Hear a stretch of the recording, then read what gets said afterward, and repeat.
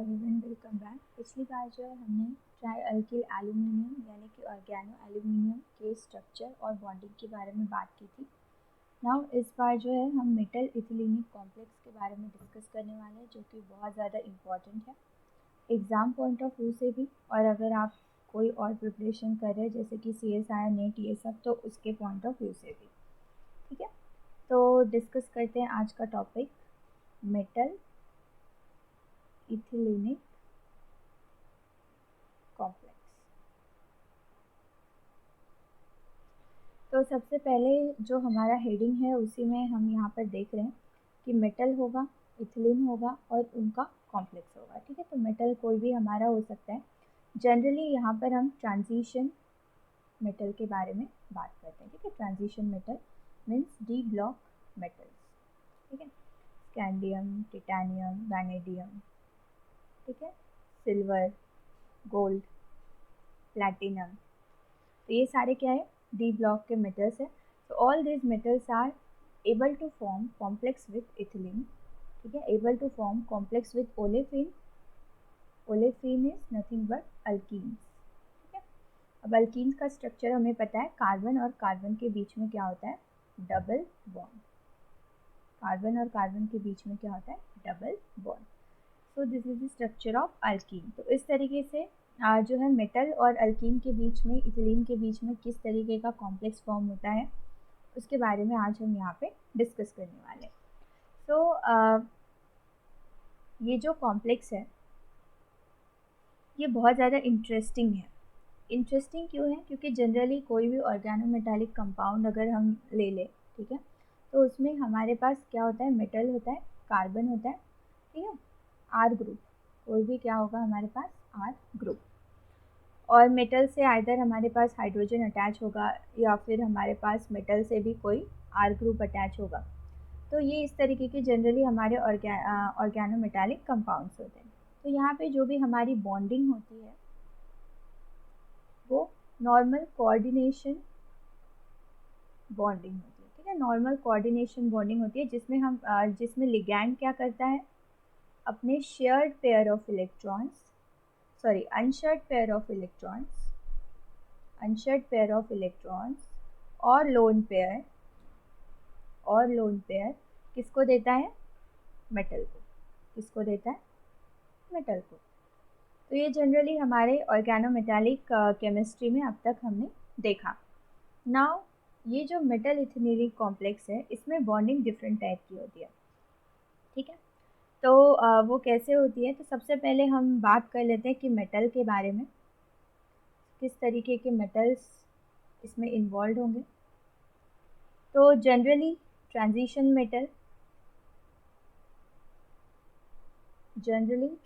Metals इसमें involve होंगे।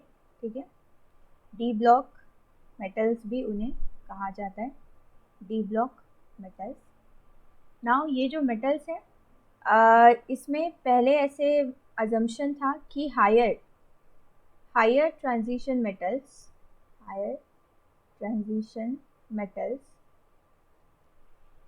are able to form or are better to form metal ethylenic complex।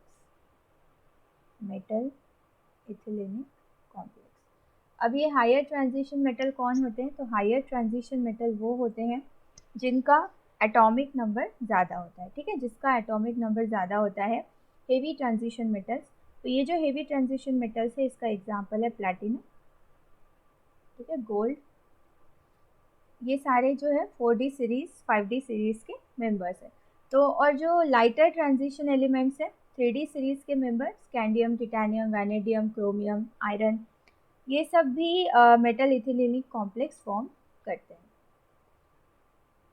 ये सब भी मेटल इथिलीनिक कॉम्प्लेक्स क्या करते हैं, फॉर्म करते हैं।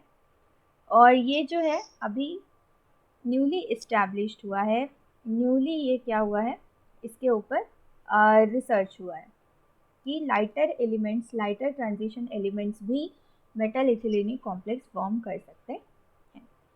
ठीक है, तो इसमें जो है मेटल के बारे में हमने बात कर लिया। नाउ अब हम इसके लिगैंड के बारे में बात करेंगे। इस कॉम्प्लेक्स में जो लिगैंड हम यहाँ पर यूज़ कर रहे हैं। तो सबसे पहले जो लिगैंड हमारा है वो क्या है, ओलेफिन। अब यहाँ पर ओलेफिन के पास unshared pair of electron, unshared pair of electron, ठीक है, या फिर lone pair of electron, lone pair of electron not present, not present. साथ ही साथ में डायपोल मोमेंट, डायपोल मोमेंट, और you can say polarity, polarity doesn't exist, ठीक है। तो ना तो इस ओलेफिन के स्ट्रक्चर में, for example this kind of structure, ठीक है, ना तो यहाँ पर किसी के पास, इन दोनों कार्बन के पास ना तो अनशेयर्ड पेयर ऑफ इलेक्ट्रॉन्स है, ना तो कार्बन पे कोई भी लोन पेयर प्रेजेंट है, ठीक है, नो लोन पेयर। और डायपोल मोमेंट यानी कि खुद ही जो है पॉजिटिव और नेगेटिव चार्ज डेवलप करना, ठीक है, यानी कि इलेक्ट्रोनेगेटिविटी डिफरेंस अगर दो एलिमेंट में हो तो वहाँ पे क्या होता है, पार्शियल चार्जेस डेवलप होते हैं, तो वहाँ पर जो है कुछ ना कुछ डायपोल मोमेंट प्रेजेंट होता है। लेकिन यहाँ पे ऐसा कुछ भी नहीं है, दोनों भी सेम एलिमेंट है कार्बन, तो इनके बीच में इलेक्ट्रोनेगेटिविटी डिफरेंस नहीं है, तो यहाँ पे डायपोल मोमेंट भी यहाँ पे क्या होगा, ज़ीरो। तो ये हो गया हमारे लिगैंड के बारे में। और temporary shifting of electron, temporary shifting of electron भी यहाँ पर अब्सेंट होता है, ठीक है, टेम्पररी शिफ्टिंग ऑफ इलेक्ट्रॉन भी यहाँ पर क्या होता है, अब्सेंट होता है। क्यों होता है अब्सेंट, क्योंकि यहाँ पर जो है अगर टेम्पररी शिफ्टिंग हमें करवानी है इलेक्ट्रॉन की तो कोई ना कोई रिएजेंट हमें चाहिए, और यहाँ पे रिएजेंट जो है वो रिएक्शन में इन्वॉल्व नहीं है कोई भी रिएजेंट, और हमें क्या है नेचुरली मेटल इथेलेनिक कॉम्प्लेक्स फॉर्म करना है, तो इसलिए टेम्पररी शिफ्टिंग ऑफ इलेक्ट्रॉन भी यहाँ पर पॉसिबल नहीं है। तो ये जो है हमने लिगैंड के बारे में डिस्कस कर लिया और हमने मेटल के बारे में भी डिस्कस कर लिया, ठीक है। नाउ अब हम इसमें देखते हैं बॉन्डिंग, बॉन्डिंग किस किस तरह की होती है इसमें। तो यहाँ पे बहुत सारे साइंटिस्ट ने जो है 1951 के आसपास यहाँ पर सजेस्ट किया कि इस कॉम्प्लेक्स में जो है टू टाइप की अरेंजमेंट्स या टू टाइप की बॉन्डिंग्स पॉसिबल हो सकती है, किसके बीच में, मेटल और लिगैंड के बीच में। जो अभी मेटल हमने डिस्कस किया ट्रांजिशन मेटल, और जो हमारा लिगैंड है ओलेफिन, उसके बीच में टू टाइप्स की बॉन्डिंग पॉसिबल हो सकती है। तो पहला है फॉर्मेशन ऑफ सिग्मा बॉन्ड, ठीक है, formation of sigma bond between carbon, between carbon atoms of ethylene and metal atom,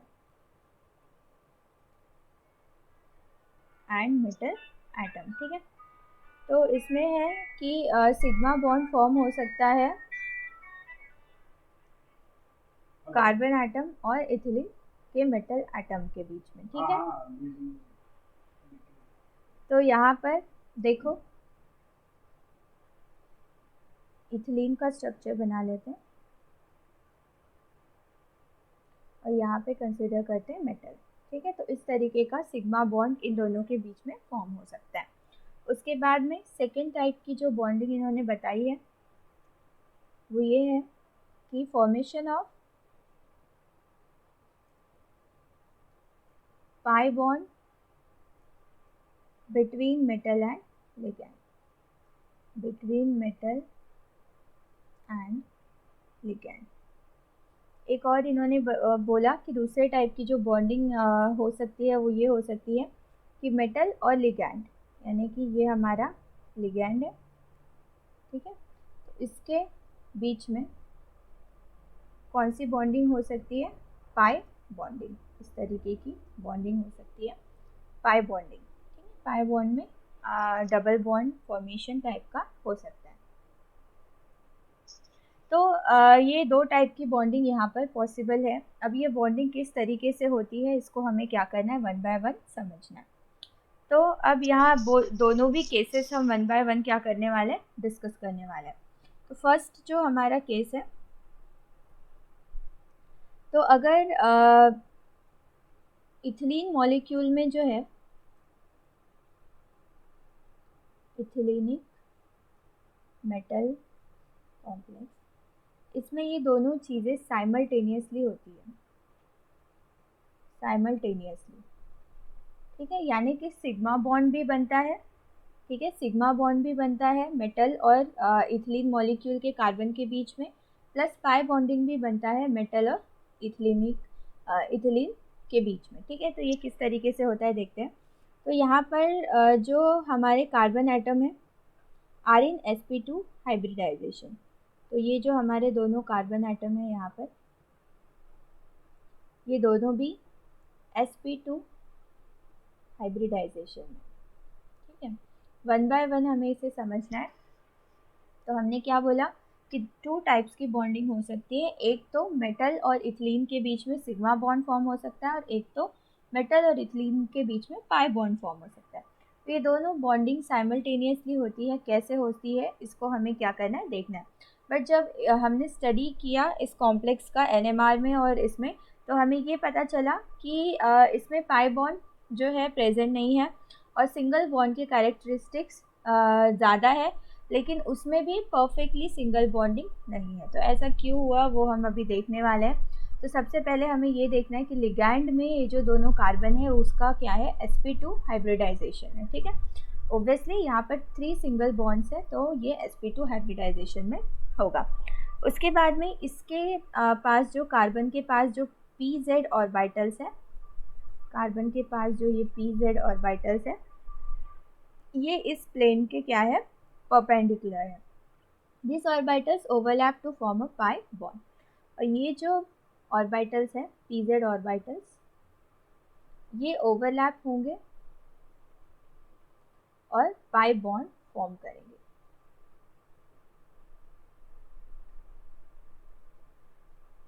ठीक है। A formation of bond leads to formation of bonding and anti-bonding molecular orbitals। अब जैसे ही ये pi bond form करेंगे इनके pz orbitals, अब ये overlapping जो है वो दो नए ऑर्बिटल्स को, न्यू ऑर्बिटल्स को क्या करेंगे, ये जनरेट करेंगे। एक होगा पाई और एक होगा पाई स्टार। तो ये जो है ये है बॉन्डिंग ऑर्बिटल। अब क्योंकि यहाँ पर पाई बॉन्ड फॉर्म हुआ है, तो ऑर्बिटल में ये दो जो है न्यू लेवल्स जनरेट होंगे, पाई बॉन्डिंग और पाई स्टार एंटी बॉन्डिंग।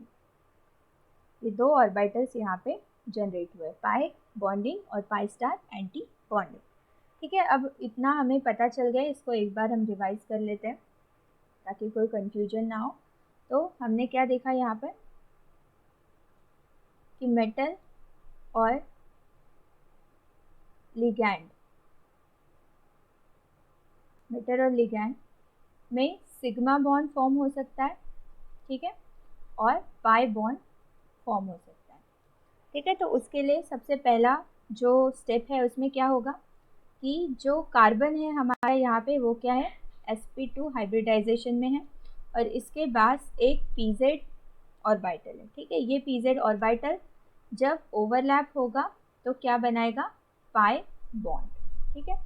और जैसे ही ये पाई बॉन्ड बनाएगा, ये दो बॉन्डिंग लेवल्स को जनरेट करेगा, एक पाई बॉन्डिंग और एक पाई स्टार एंटी बॉन्डिंग, ठीक है। दो ऑर्बिटल्स हमारे पास तैयार हो गए, पाई बॉन्डिंग ऑर्बिटल और ये पाई स्टार एंटी बॉन्डिंग ऑर्बिटल।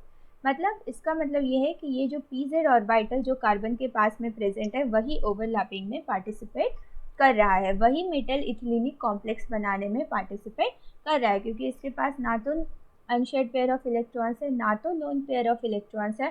तो क्या इसका ड्राइविंग फोर्स है कि ये मेटल इथिलीनिक कॉम्प्लेक्स फॉर्म कर रहा है, इसका ड्राइविंग फोर्स है ये pz ऑर्बिटल, ठीक है। तो अब यहाँ पे हमें पता चल गया यहाँ तक कि बॉन्डिंग और एंटी बॉन्डिंग दो लेवल यहाँ पर जनरेट हो चुके हैं। नाउ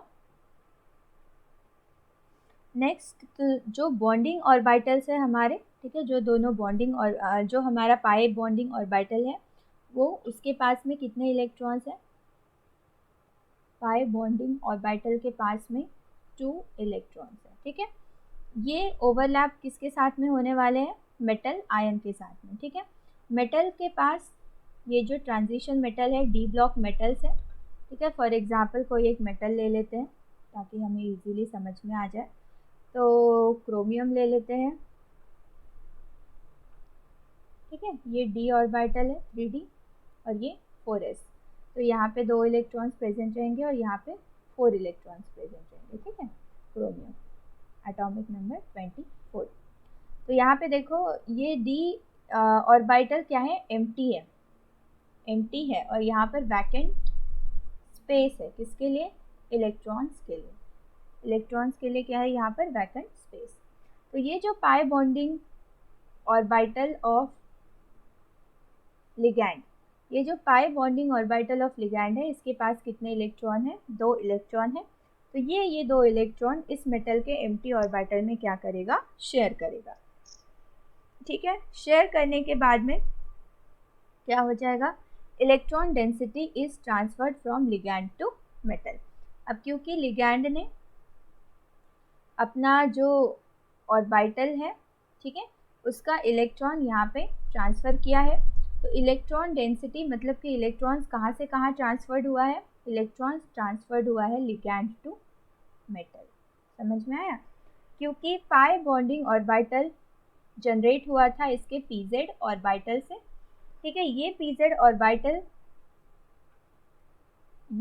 ऑर्बिटल इसको हम स्ट्रक्चर फॉर्म में देखते हैं तो हमें और ज़्यादा समझ में आएगा। ठीक है, तो यहाँ पे देखो ये है कार्बन और ये है कार्बन, इनके बीच का ये है पाई बॉन्ड। ठीक है, ये है सिंगल बॉन्ड। अब ये जो पाई बॉन्ड यहाँ पर बना है पीजेड ऑर्बिटल से, इसके पास एक बॉन्डिंग ऑर्बिटल है पाई, जिसके पास क्या है, 2 इलेक्ट्रॉन्स।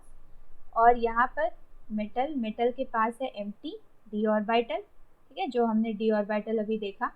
तो ये अपने इलेक्ट्रॉन्स इसके साथ में क्या करेगा, शेयर करेगा। ठीक है, तो यहाँ पर जो है हमारा सिग्मा बॉन्ड यहाँ पर हमारा क्या हो गया, फॉर्म हो गया मेटल और कार्बन के बीच में। ठीक है, यहाँ पर हमारा सिग्मा बॉन्ड क्या हो गया, फॉर्म हो गया। मेटल जो है इसके पास डी ऑर्बिटल था और वो भी क्या था, एम्प्टी था। और ये जो कार्बन है वो कौन से हाइब्रिडाइजेशन पे, sp2। जनरली मेटल का जो हाइब्रिडाइजेशन होता है यहाँ पर वो dsp2 हो सकता है। ठीक है, या फिर sp3 हो सकता है। ठीक है, sp3 हो सकता है, या अगर वो स्क्वायर पेनर नहीं है और ऑक्टाहेड्रल है तो उसके भी अलग अलग हाइब्रिडाइजेशन हो सकते हैं। अगर यहाँ पर dsp2 है तो जो भी इलेक्ट्रॉन यहाँ पे ट्रांसफ़र हुआ है लिगैंड से मेटल के पास, ठीक है, तो वो उसके हाइब्रिड ऑर्बिटल में ट्रांसफ़र हुआ है। कहाँ हुआ है, हाइब्रिड ऑर्बिटल में ट्रांसफ़र हुआ है। फॉर एग्जांपल dsp2 या फिर sp3। अगर वो स्क्वायर प्लेनर है तो dsp2 में, अगर वो टेट्राहेड्रल है तो sp3 में। ठीक, और अगर वो ऑक्टाहेड्रल कॉम्प्लेक्स है तो उसमें भी फिर sp3d2 d2sp3 इस तरीके के हाइब्रिडाइजेशंस आएंगे। तो यहाँ पे फॉर एग्जांपल इसने क्या किया है, जनरली यहाँ पर मेटल इथेनिली कॉम्प्लेक्स में हमें dsp2 टाइप की हाइब्रिडाइजेशन ज़्यादा देखने को मिलती है। ठीक है, तो ये हमने फर्स्ट स्ट्रक्चर यहाँ पे फर्स्ट टाइप ऑफ बॉन्डिंग यहाँ पर हमने डिस्कस कर ली है। Then next type of bonding, अब पाई स्टार ऑर्बिटल का क्या होगा। ठीक है, तो ये जो पाई स्टार एंटी बॉन्डिंग ऑर्बिटल है, बॉन्डिंग ऑर्बिटल में तो हमने बॉन्ड फॉर्म कर लिया। ये जो पाई स्टार एंटी बॉन्डिंग ऑर्बिटल है, इसमें क्या होने वाला है कि इसमें इलेक्ट्रॉन्स नहीं है, नो इलेक्ट्रॉन्स, क्योंकि दोनों के दोनों इलेक्ट्रॉन्स बॉन्डिंग ऑर्बिटल में, तो इसके पास इलेक्ट्रॉन नहीं है।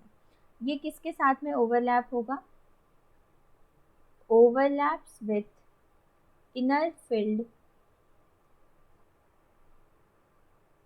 d orbital of metal ion।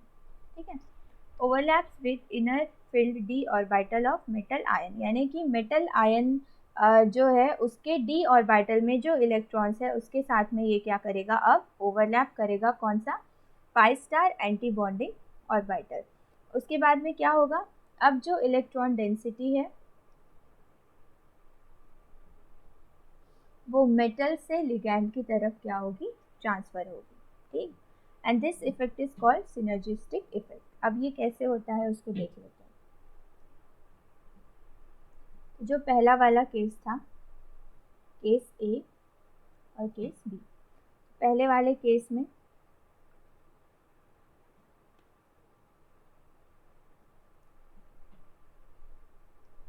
ठीक है, फॉर एग्जांपल हमने D2 सिस्टम लिया है, ठीक। अब इसके बाद में हमारे पास है लिगैंड। तो लिगैंड में जो हमारा pz ऑर्बिटल से जो हमारा पाई बॉन्ड फॉर्म हुआ था, ठीक है, इसके पास क्या थे, दो इलेक्ट्रॉन्स, पाई बॉन्डिंग ऑर्बिटल, दो इलेक्ट्रॉन्स। इसने क्या किया है, इसको डोनेट किया है, ठीक है, ये एक्साइटेड स्टेट में गया है। तो अब एक्साइटेड स्टेट में जो हाइब्रिडाइजेशन था हमारा वो क्या था, डी, यहाँ पर p ऑर्बिटल होगा,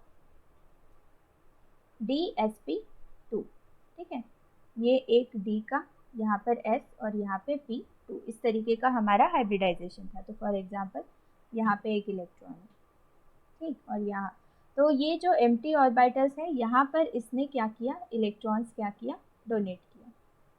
एम्प्टी ऑर्बिटल्स में इसने, लिगैंड ने अपने इलेक्ट्रॉन्स डोनेट किए। तो ये क्या हो गया, लिगैंड से मेटल, ठीक है, लिगैंड से मेटल।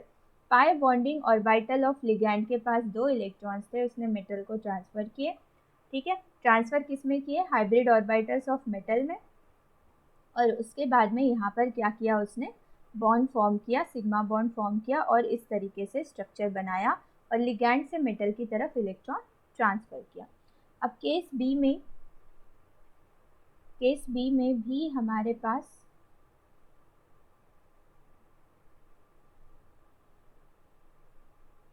ठीक है, ये p ऑर्बिटल है,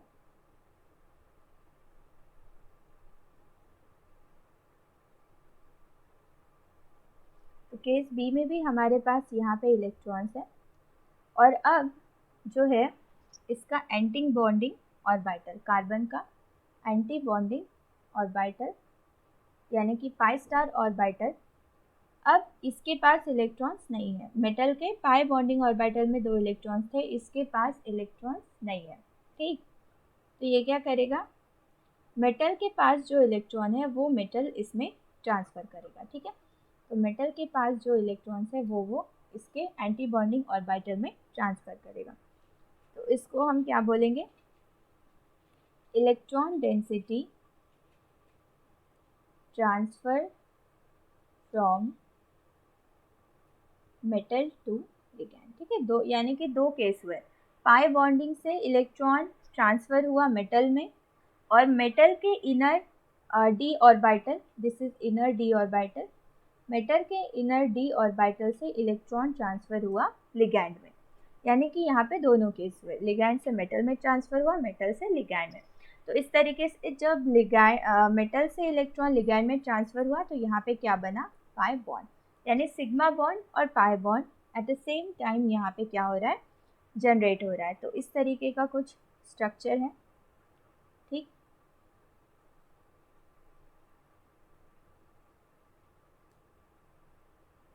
ठीक है, तो पहले मेटल ने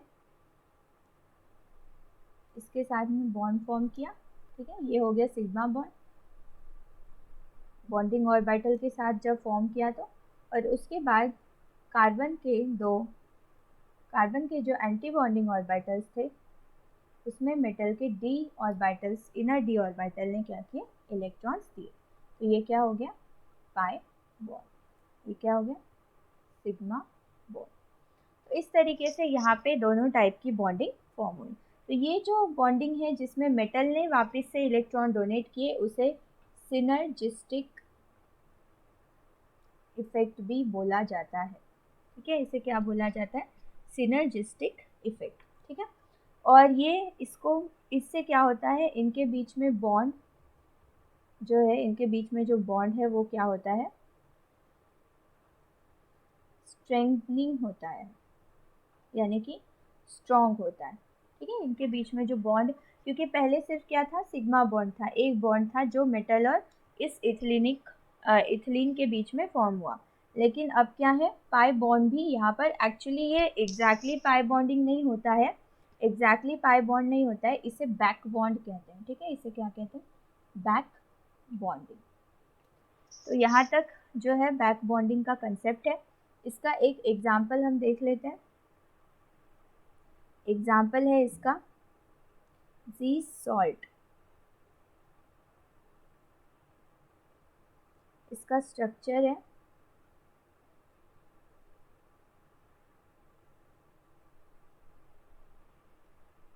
KPtCl3C2H4।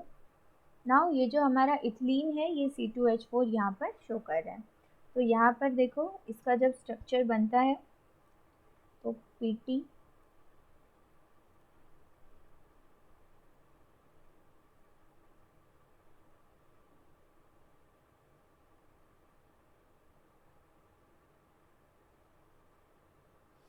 ठीक है, तो ये जो बॉन्ड है ये इस डबल बॉन्ड के बीच में फॉर्म हो रहा है कार्बन के, यहाँ पे H2, यहाँ पे H2, और वापस से ये क्या कर रहा है, बैक बॉन्डिंग कर रहा है, यानी मेटल इसको इनके इस कार्बन के एंटी बॉन्डिंग में इलेक्ट्रॉन्स डाल रहा है अपने। ठीक है, तो ये प्लैटिनम मेटल है, यहाँ पर स्क्वायर प्लेनर स्ट्रक्चर है, तो मेटल का हाइब्रिडाइजेशन क्या होगा, DsP2।